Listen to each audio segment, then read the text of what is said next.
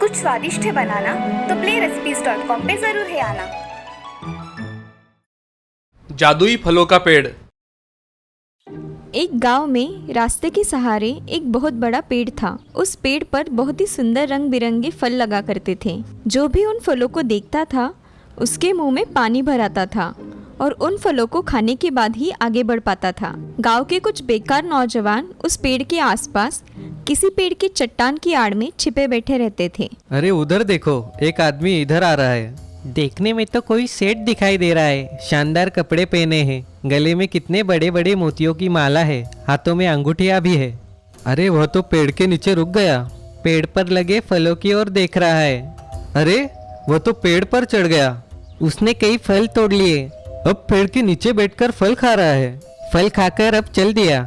चलो इसके पीछे पीछे चलिए, फलों का जहर थोड़ी देर में असर करेगा, तब तक हम उसके पास पहुंच ही जाएंगे। हे भगवान, ये क्या हो गया? इन फलों को खाते ही मुझे चक्कर क्यों आने लगे? अरे अब तो मुझे दिखाई भी नहीं दे रहा। सेठ चकराकर धड़ाम से जमीन पर गिर गया। सेठ हाथ पांव पटक रहा है, जब तक हम लोग उसके पास पहुंचेंगे मर जाएगा। पांचों लड़के सेठ के पास पहुंच गए। ये तो मर गया, चलो अपना काम शुरू करो।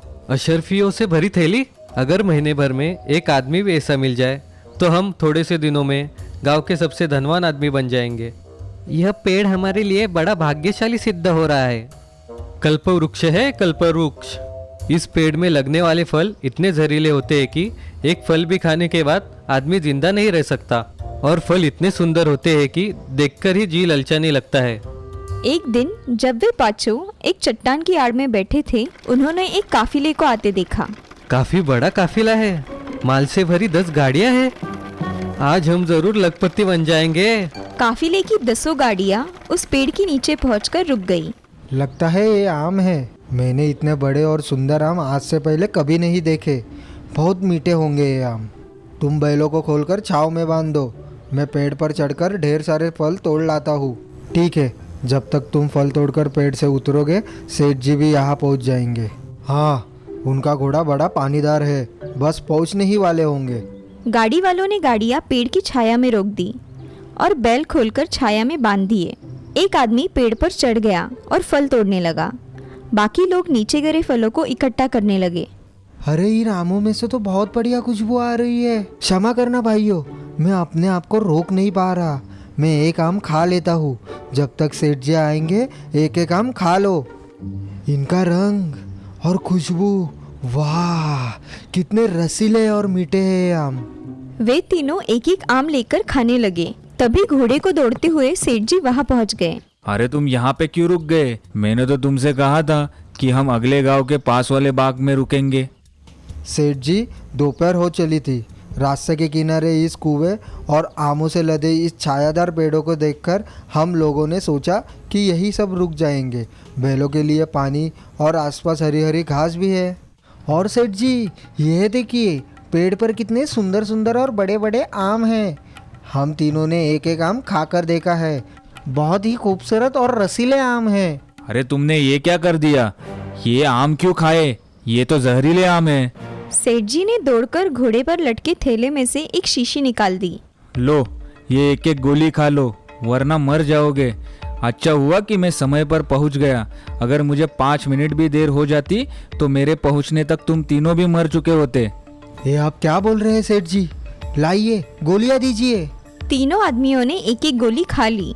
सेठ जी, आपने एक भी आम नहीं खाया, और मेरे ख्याल है कि आज से पहले आपने इस पेड़ पे लगे आमों को देखा भी नहीं होगा।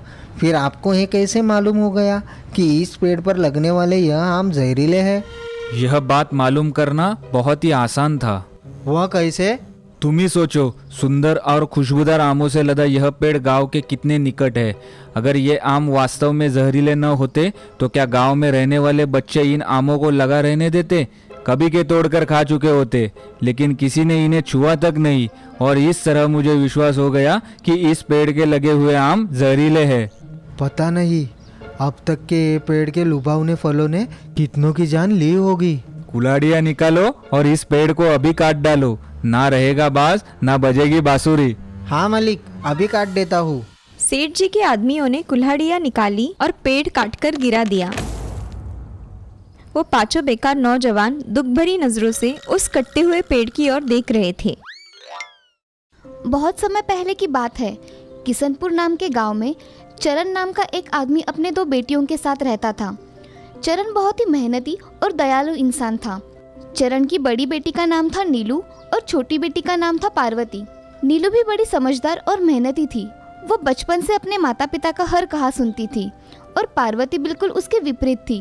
वो हमेशा जिद पर अड़ जाती थी। ये देख चरण हमेशा सोचता था, मेरी बेटी नीलू कितनी मासूम, नेकदिल और समझदार है। मुझे हमेशा इसके बारे में सोचना चाहिए। एक दिन उनके गांव में मेला लगता है। चरण अपने दोनों बेटियों को लेकर मेला देखने जाता है। तभी नीलू को एक गुड़िया पसंद आ जाती है और नीलू अपने बाबा से, बाबा मुझे वो गुड़िया चाहिए, मुझे वो बहुत पसंद आई है। अच्छा ठीक है बेटी। चरण नीलू को वो गुड़िया लेकर देता है। तभी पार्वती, बाबा मुझे भी ऐसी ही गुड़िया चाहिए। अरे बेटा पार्वती, एक गुड़िया तो अभी ली ना हमने, तुम दोनों बहनें बारी बारी के उसके साथ खेलना। नहीं बाबा, मुझे वो गुड़िया बस मेरे लिए चाहिए, जिसके साथ मैं सिर्फ अकेली खेलूंगी। नीलू पार्वती की जिद सुनकर चरण से कहती है, बाबा ये गुड़िया आप पार्वती को दे दो, अगली बार जब मेला लगेगा तब आप मुझे कुछ और खरीद कर देना। नीलू अपने हाथ की गुड़िया पार्वती को दे देती है। ये सब देखकर चरण सोचता है, सच में भगवान, तुमने मुझे बहुत समझदार बेटी दी है, जिसे अपने माता पिता के हालातों के बारे में पता है तो बेचारी किसी चीज़ की जिद नहीं करती। चरण हमेशा अपनी बेटी के बारे में सोचा करता था, क्योंकि उसे पता था कि उसकी बड़ी बेटी कभी भी उसे किसी चीज़ की ज़रूरत हो तो भी नहीं मांगेगी। वो हमेशा उसका ध्यान रखा करता था।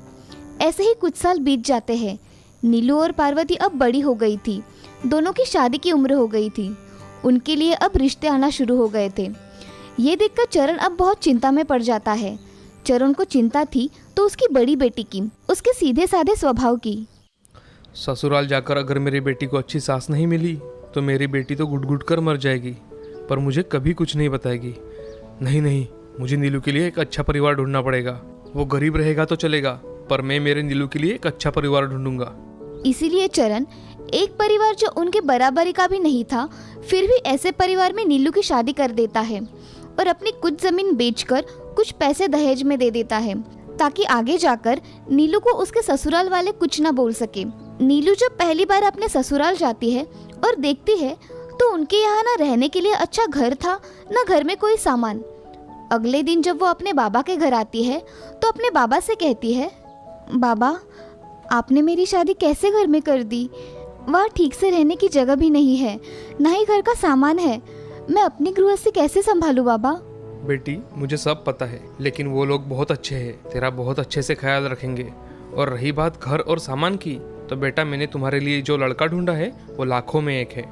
दामाद जी तुम्हारे लिए बहुत जल्द सब कुछ तुम्हारे कदमों में डाल देंगे। तुम फिक्र मत करो बेटा, वो बहुत मेहनती लोग हैं, बस तुम्हें उनके पीछे हर हाल में खड़ा रहना है। आपने जो कुछ भी मेरे बारे में सोचा होगा वो बिल्कुल सही होगा बाबा। शादी की रस्म पूरी होने के बाद नीलू अपने ससुराल पहुंच जाती है। उस दिन के बाद नीलू ने कभी उस बात का जिक्र तक नहीं किया। जो नीलू ने अपने बाबा के घर कभी खेतों में काम नहीं किया था, वो अभी अपने पति शंकर के साथ लोगों के खेतों में मजदूरी भी करने लगी थी। धीरे धीरे शंकर के घर के हालात भी बदल जाते हैं। शंकर और नीलू मिलकर कुछ जमीन किराए से लेते हैं। दोनों दिन रात मेहनत करते हैं। कुछ ही सालों में शंकर खुद की जमीन खरीद लेता है। ऐसे ही एक दिन शंकर नीलू से, भाग्यवान, जब से तुम मेरी जिंदगी में आई हो मेरा तो नसीब ही बदल गया है। और मैं तुम्हें इस बात की दाद देता हूँ कि तुम्हारे बाबा के घर तुम कभी खेतों में नहीं गई, लेकिन तुमने मेरा बखूबी साथ दिया।